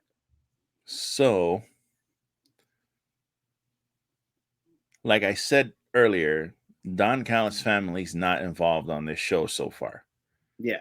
So I think the Young Bucks are going to turn heel and join the Don Callis family. Okay. And they're going to win this match. Okay. Yeah. And I think Jericho's going to be looking up at the lights. For all the people who say that Chris Jericho doesn't fucking put anybody over, he's going to be putting someone over once again on this show. Okay. Wild prediction, I know, but because it's like it's time for the Young Bucks. This whole like thing where they're like their friendship, my friendship with this person, my friendship with this. It's like, bro, either be heels or like, be faces that are like fucking have some balls, bro. You guys are always talking about my friend, this and this. Like, it's annoying. Yeah, it's super annoying, bro. I just think that they're gonna turn heel and go after the tag team titles, which again doesn't really make sense because Big Bill and Ricky Starks are also heels, so you're gonna have heel on heel. But hey, look, I'm just making a guess here, so that's what I think. Yeah, well, I guess I got the opposite of you. And yeah, I got the other team winning. I got the other guys winning. But I like your booking so far of these matches better than me, if I'm being honest. So if between the partner and then this, I wouldn't be mad. I have quite the imagination. Yeah. It's funny because usually whenever I make predictions like this, they're 100% off. I don't know. These don't seem bad. But yeah, next we got the Texas Death Match, the second match of Hangman Adam Page versus Swerve Strickland. Who do you got? So this is tough for me because I really like both of these guys, and I really feel like it's time for Swerve to elevate to that next level. But I think Hangman is going to actually win this match. Swerve won last time, correct? Yeah. Yeah, that's why I'm going Hangman. He won at Wrestle Dream, right? I'm just going booking 101. Yeah, that makes sense too. I didn't even take that in consideration because there's going to be a trilogy. They're going to do a third match, which I'm not mad about either. But yeah, I think Hangman's definitely going to win this, especially with the stipulation, like because that kind of saves Swerve. You know what I'm saying? Instead of taking like a clean pinfall loss, he gets hit in the face with like a fucking 2x4 with nails in it or some bullshit. So, or he gets a dead eye through a flaming table or some shit. I don't know what the fuck these people are gonna do, but that'll save him. You know what I'm saying? Instead of taking a clean pinfall from a buckshot, he gets like, put through some stairs or a table or jumps off a scaffold or something. That match is gonna be the shit. I was going to say, I hope that starts the show, but I think we know a match is going to start the show. I'm assuming that's going to be that's my most anticipated match besides maybe the main event. I think I'm like the main event and this match are like right there, like neck and neck for my most like excited to see match. Yeah, I agree. Who's going to start this show? Oh, you got to think the international, right? That's kind of the thing. Well, the thing is, you got tag team, trios, single, and then triple threat. And so I wonder if maybe like Jericho and the Young Bucks are going to start this show. I'm trying to think like who the fuck, it's going to be Sting. Sting don't open shows. I think it's going to be the international. Yeah, I mean they do tend to do that. They could do that. I think it's great way to start the show too. Can I just say how much I love Jon Moxley? My man needs a vacation. Did you see the new Japan promo that he did with Wheeler? Yes. Where they were talking about the Bullet Club and bro, that's fucking Jon Moxley, man. Such a fucking bro. I don't know where he gets the zest for promos that he has, man. He cuts a promo and you're just like, I'm just like always like mesmerized by the shit. It's fucking awesome. This motherfucker said every iteration of the Bullet Club sucks because they look for the easy way out. That's fucking so true, man. It's hilarious. Really what a great promo, dude. It is. It was honestly a good one. Moxley just never holds back. Next, I think we're going to be unanimous on this one, but still, I've loved the build for it, to be honest. The trios match of Christian Cage, Luchasaurus, Nick Wayne against Adam Copeland, right? I'm still going to say Edge. But for note-taking and AEW respective, I put Adam Copeland, Sting, and Darby Allin. I'm assuming you're going to ride with me and go Adam Copeland, Sting, and Darby Allin? Yeah. I don't. Yeah. I'm going to go with that. I really hope that Sting. I really hope that Adam Copeland does not paint his face. Try to be cute. Just don't do that. Although, honestly, he's never done that before. He just might. Because he's never done that shit before. He's put on a lucha mask before. You know, he's changed his gimmick up a few times. He's done the Brood entrance shit. And, you know, he's nice to do different things. So I wonder if he'll paint his face. I hope not. We'll see. Remember Punk did? That shit was so fucking... No, that was not good, bro. He did like the sting face, the blue sting face. That shit looks so stupid, bro. Yeah, I wasn't a fan of it. So hopefully Edge learned a lesson there. But I think this is going to be a good match. I think this is going to be a good storytelling match. I think this obviously doesn't end here tonight. You know what I mean? Yeah, it's just not going to end until Christian Cage and Edge are in like a steel cage fighting to the death. Yeah, which that's the only way this stops. Which is appropriate. Then after that, we have the AEW's women's title of Toni Storm challenging Hikaru Shida. Toni Storm's just been on another level. So entertaining. You know, show the tits. All that shit she says. Whoa. What? Whatever. What does she say? Show the tits. What does she say? Yeah, I'm with it. What does she exactly say? She says something with the tits. Tits up. Yeah, tits up there. Yeah, tips up. But she's been very entertaining. And like I said earlier, I wouldn't be surprised if Mariah May somehow gets involved to help her win. It sucks, man, because I get it. Shida, her first run, she was champ for a long time. But these past two, she's been doing like the transitional thing, which I don't care because at the end of the day, she's a 3-time champ. Yeah, she's the only 3-time champion. So Toni Storm will be 2-time if she wins. 3. Oh shit! So she'll be a 3-time. I think I could be wrong. That's what I was wondering. Was it 2 or 3 times? Well, I think she's 2. I think she's 2 right now, but they count the interim one. Oh yeah. So I think this will be her 3rd, but kind of 2nd, 2.5-time champion. Wow. But yeah, it's Toni time, bro. It's Toni time. And I put think that belt on her. She's killing it. She's another one who's killing it. You think we get a Jamie Hayter return? I really hope so. That'd be great. I miss her terribly. Or we have to ask. It's an AEW pay-per-view. It's in LA. Are we seeing Mercedes possibly? Are we gonna see Mercedes? I could see. You know what? I could see that, and then Toni feeling like she just got upstaged by Mercedes. That would work. That would really work, actually. Yeah, like this. I'd like to see that. So, and it's in LA.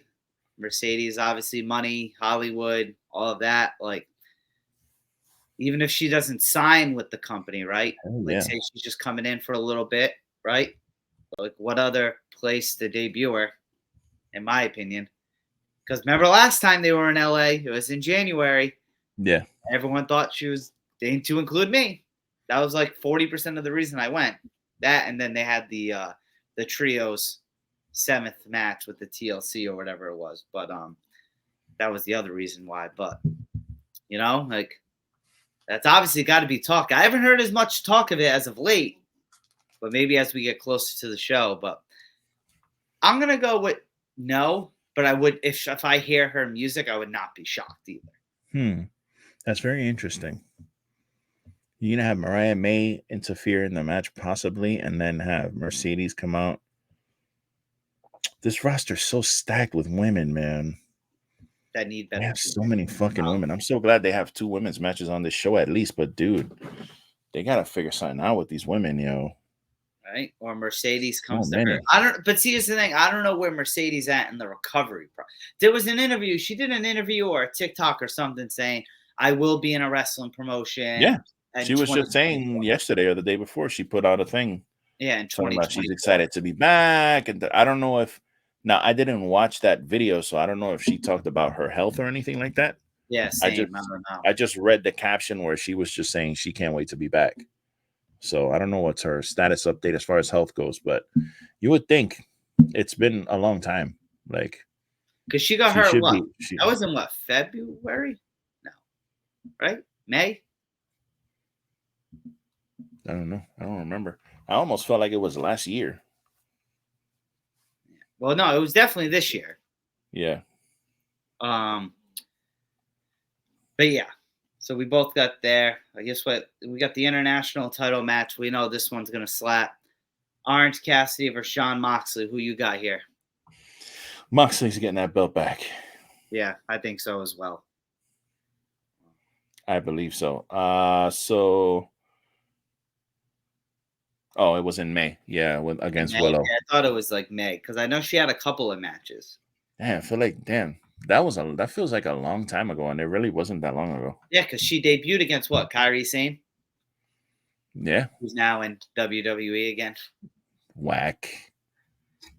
I'm happy for her. Man, make that money. Yeah, I mean, it's good for her money-wise. It's just, I don't know. She doesn't do anything for me in WWE. She really doesn't. I just like her look. She's attractive. Yeah, she's got a cool look. She's got a cool original character. She just, I don't feel like they use her well on that fucking show. They used her in NXT. Great. I don't understand why they don't just carry that into the main roster. But I guess we'll see what Triple H does. But we can talk about that at a later time. Oh yeah. And then our main event. We don't know what's opening, what's sick, but we do know what's in this main event. Been built up for a while now. I think they gave it like a 6-week build, 7-week build, which I like. Got the AEW World Title, MJF against Jay White. I don't think MJF's done yet. I think it's going to be a great match. I think there's obviously going to be shenanigans in this match with. So let me ask you this before I get your winner. I guess answer with this. So I think there's going to be shenanigans. I can't answer who. Just like I don't know who the partner is going to be. Maybe it's Roderick Strong. But do we think someone comes to MJF's aid in this match, or he fights everyone off himself and somehow retains? So I don't know. Which I go with MJF retaining. Sorry. So my thing is this: they have me so turned around with this story that I have no idea what's gonna happen, and I love that. I love not knowing what's gonna happen because you've got Jay White, who has not taken a pinfall loss since he's joined AEW. Nobody's pinned Jay White. Yeah, nobody. True. Not in a tag match, not in a singles match, not in a triple threat match. No one has pinned Jay White. So technically he's undefeated. He's been running around with this belt for all this time. MJF has about 1,000 people with a shotgun to his back. You got Wardlow who wants to kill him. You got Joe who wants to kill him. You have the Devil who's out there. CM Punk. And oh yeah, like I completely forgot about mentioning the Devil. It's weird because I'm like, I don't think he's going to lose the belt to Jay White. I'd be fine with it though. Because of the story. Because there's so many people gunning for him that I don't know if Jay White's the guy to dethrone him. Because then what do you do with Joe after that? You're like, Joe just dropped his belt to go after MJF, and now MJF's gonna lose the title. So now what? Joe fucking goes after Jay White. They're both heels. Like, it doesn't make sense story wise. And then you got Wardlow out there, who's another heel. He's over there with an attitude and shit. So I don't think MJF is gonna lose, but they definitely can pull it off with Bullet Club Gold and this devil shit, depending on who it is, or who they reveal it to be, or if they interfere or they do something. Like, this is the thing, I don't know. And that's why I'm so excited about seeing this match. I want to see what happens. Not only do I want to see the actual physical match, but I want to see what happens afterwards. And I want to watch the scrum and like absorb everything and see the talk on Twitter. I want to know what happens. So it's just super exciting. But I can't, bro. I can't pick a winner. I don't know. I mean, need one. I'm just gonna say MJF is gonna retain, but okay, I'm like 60-40 on that. Okay, that's good though. I like when shit like this happens, when you just don't know who's gonna win. I think it makes it more enjoyable. The devil. Okay, so besides Punk, who do you think it could actually be? Like, if you really had to give just one guess, who you going? Adam Cole. Yeah, I feel Adam Cole's the obvious. But so here's the thing. But how long are you gonna keep this devil shit on for? So I would say that how many people are in that little group? Is it like 4 or 5 of them that were beating up I think I remember seeing, to include the devil, 4. I think it was 4. I think I remember seeing 3. Okay, so Adam Cole, The Kingdom, and Roddy Strong. Yeah, like that makes sense. It's been them all along. Some people are saying Britt Baker, like, you know, well, that's nuts. You said Britt Baker. When? Like, she's not on this card. No, why the fuck would it be Britt Baker is the devil? Yeah, like, she's organizing all this shit to get her boyfriend a title shot. Like, that's fucking stupid. Like, but is this the first AEW pay-per-view she's not on? I mean, I'm sure she hasn't been. She wasn't on Wrestle Dream either. I guess one of the 4 pillar ones. Yeah. Like, they're like Wrestle Dream. I get it. They're going to have more, but for a while they were known for just like the 4. I don't know when the last time I saw her on a pay-per-view. Was she on She was at All In. They had that fatal 4-way, remember? Oh, yeah. Saraya won. I don't know. All I know is besides Adam Cole or CM Punk, who else? It would have to be. The thing is, there's no one out there to like who would be out there that you would think it would be fucking the devil. Like, I really don't think it's Punk, but that would be fucking awesome, bro. If it's CM Punk, this is the thing that bothers me. This is why I keep fucking around and saying it's CM Punk, because if it's CM Punk, that literally would be like one of the top 5 or top 3 greatest wrestling swerves of all time. Like, it would be an all-time fucking thing that you'll be talking about in like 20 years. Like, literally. Because with all this stuff that happened with CM Punk, the fact that he's like dropping all these hands and you're thinking he's going to WWE and he got fired and blah blah blah blah blah, and then they bring him back. Like, that'd be sick. Bro, that would be one of the biggest fucking news. That would be huge, bro. And the reason I believe it could be, right? I don't think it is, but because, dude, Tony Khan, and I use the word petty here, not in like a bad way, is petty to WWE. We all know that. So, dude, it's like it's just, when do you the thing is, if you say it was Punk, right? Now, we always end up on Punk, but say it was Punk. Do you have to debut him this Friday at Collision or Saturday or this Saturday? But, so you don't think it's good to do it? But here's the thing. So you don't think it's good you don't think it's good to do it before Survivor Series? No. You don't need, if you're WWE, you don't need You don't need to Everyone, hype up Survivor Series. It's fucking Survivor Series, bro. one of the Everyone's gonna watch that shit. I'm yeah, watching it. You're watching it. yeah, Everybody's watching Survivor Series. You don't need to hype it up. So which they you really can aren't. always do little sneaky shit if you wanted to kind of like put stuff out there on the internet to kind of like get buzz. But there's no fucking way. If I had CM Punk and I knew we were bringing him in for Survivor Series, there's no fucking way I'm bringing him out on TV the day before the pay-per-view. No fucking way. I want No, that moment. I'm saying if you're AEW. Oh, if you're AEW. So if you're Tony Khan and this is him, it is Punk. Do you bring Punk back before Survivor Series? So would you return him at Full Gear? Oh, I would do it this weekend. Yeah, so like MJF wins, the Devil comes out, takes it off, it's Punk. And you know how full circle that is, right?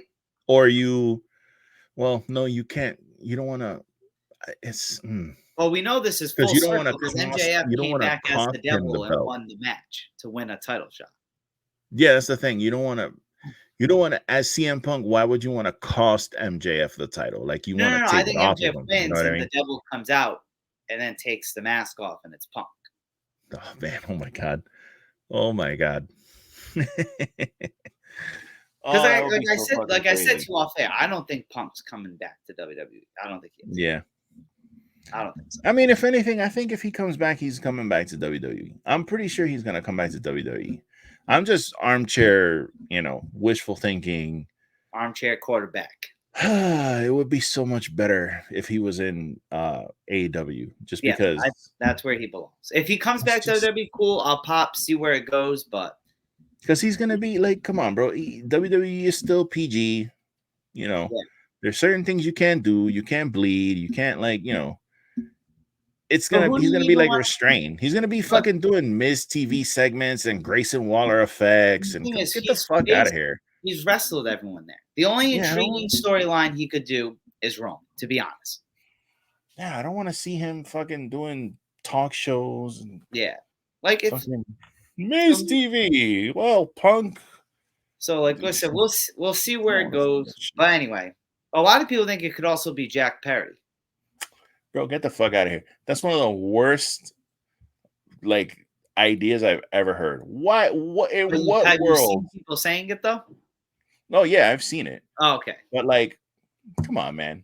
That dude, if anyone is that dude is not a threat in any way. I'm not afraid of that dude. I'm not intimidated by that dude. Him being the Devil would be super anticlimactic. The only way they can get out of this Devil shit is if it's Adam Cole or if it's CM Punk. That's it. I agree. There's nobody else. So it's not like there's another free agent out there that could that you'd freak out holy shit, I can't believe it's this guy. There's nobody. So do you think regardless we see the reveal this weekend? Because if it's Adam Cole, he just had surgery, did he not? So I assume he's not. Well, again, supposedly he had surgery. Oh, so you think that supposedly he's hurt, but we don't really know. But again, I don't know, bro. I really think he is hurt, and because I think if he was faking it, he would at least be there on crutches, pretending he's, you know what I mean? You get what I'm saying? If he was pretending he was actually hurt, he would be there. Because that was on Grand Slam he got hurt, right? Which is in September. Yeah. So it's about 2 months since that. So say he didn't have surgery, 2 months, I don't know, depending on the actual injury, 2 months is a long time to recover in a way. You know what I mean? Yeah. And just because he comes back doesn't mean he's instantly wrestling again either. You can drag that match out, Yeah. As long as he can honest, like I said, because I think if you do the Devil reveal, the most you do is have him come out on center stage and take the mask off, or face to face, take the mask off, and that's it. But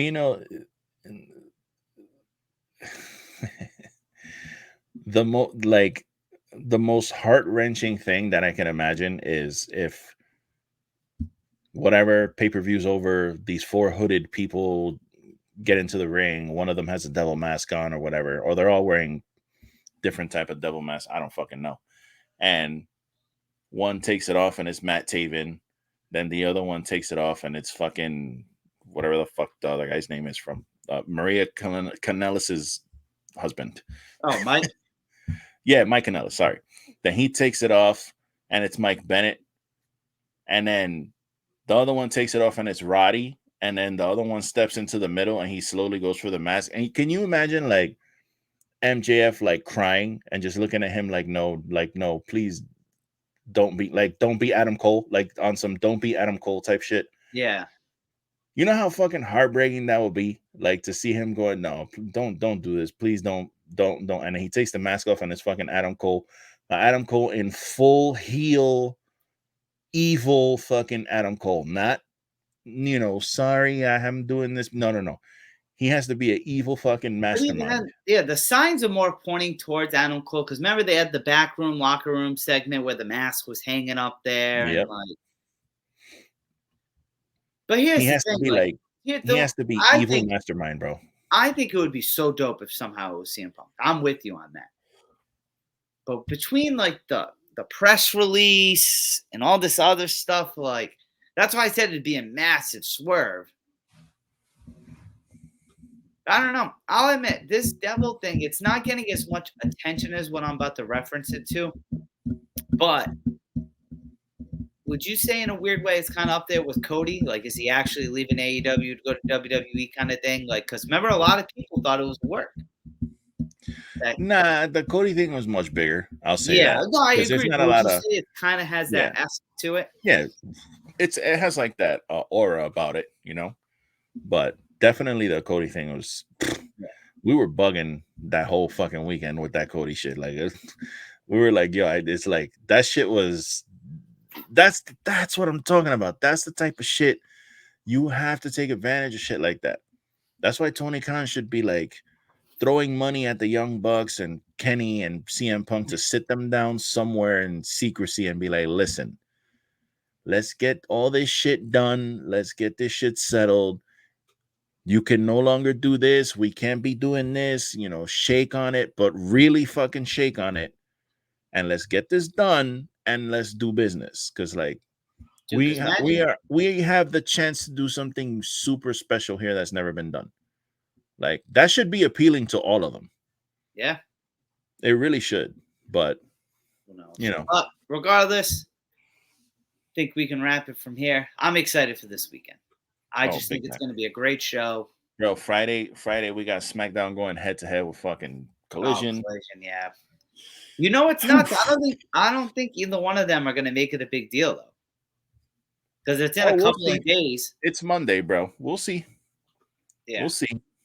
So I don't know. We'll see. We'll see where it goes, but I don't know because SmackDown hasn't hyped anything up, and Tony hasn't really either for Collision. Yeah, I'm checking my emails to see if I'm getting any WWE propaganda. I know here's the Monday Night Raw one. I'm waiting to see SmackDown. Undertaker will be live on SmackDown wrestling Cody Rhodes. The main event of SmackDown, The Rock and Stone Cold one more time. And then one last thing, and then we'll go. I promise. What do you think of this Ric Flair multi-year signing with AEW? It's funny. Multi-year signing. And Sting's very well known. He's leaving in like March.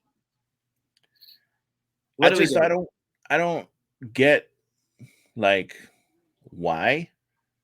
I mean, if you're gonna have, because the thing is too, like I thought maybe he would like start managing Andrade or something like that. Which we texted about, yes. But then Andrade comes out with fucking Lana or CJ, sorry. And it's like, okay, what? Why? Why is he coming out with fucking CJ Perry? But I don't know, bro. Again, I want nothing to do with Ric Flair in the ring in any way. I do not want to see him wrestling. I don't want to see him taking bumps. No. I don't want to see him going through any table. I don't want to see none of that shit. I don't want to see any of it. After this Sting shit, Andrade or nothing, in my opinion. If he's going to come out and be managing like FTR or something, that's cool, or even like if he gets like if Andrade gets back with LFI and he's like with Rick there with like Ric Flair, I think that would be dope. Because then they could just all be like styling, profiling, and all that shit. That would be fine. But like, Yeah. I don't need to see Ric Flair doing anything physical, Yeah. bro. I really don't. This No. just we don't need it. So this multi-year thing, I don't know. I don't know. I don't know what's up with that. But Once again, don't blame Ric Flair because I bet you any money Tony gave him a good chunk of change too. oh yeah, So good for Ric Flair, older. One last thing, because Ric Flair's been very open about like his finances. How he's like, that's why he went to TNA after WWE because he needed money. yeah. But yeah, I think it's gonna do it for us. I'm very excited for this weekend. I know Lou's excited. I imagine that at least the AEW fans who watch the show are excited, right? I don't know what the fuck I'm gonna do Friday. Yeah, I'm. Actually, I know exactly what I'm doing. I'm watching Collision. What am I talking about? They're going head to head, correct? Like head Yes, to head, sir. like time and everything. Yeah. And it's 2 hours of SmackDown and 3 hours of freaking AEW because they have Rampage right after So Collision. I know for sure I will be watching Collision. Reason being is because I will be in that building the next day. I should probably see the go home show before I go to the show, right? Nice. Kind of makes sense. True. You know, going to be an important one. But yeah, so for me, you can follow me on Twitter, Instagram, Nick Anicelli. But most importantly, follow the show. Follow us on X, Twitter, whatever you want to call it, at Wrestling Be Trash. On Instagram at Wrestling Is Trash. But YouTube, that shit right there. That shit. Wrestling Is Trash on YouTube. Like, comment, subscribe, share. We go on Apple, we go on all this other stuff. We're all about it. But us personally, the one we like the most is YouTube. Why? Because we have our faces here for an hour and 51 minutes. You know, like look at us. Look at these dashing men. Right? Look at us. See what's up. We spend the time for the YouTube. So we watch the YouTube. But that's all I got. Thank you as always. Lou, take us home. Yes, sir. Lou from the BX, host of the Everything Podcast. Co-host of Wrestling is Trash, your favorite podcaster's favorite podcaster. You already know. Hit up Instagram, Wrestling is Trash. On there, you can find the Pico link in the description for all of the content. One of those being the YouTube page. We love recording the YouTube show.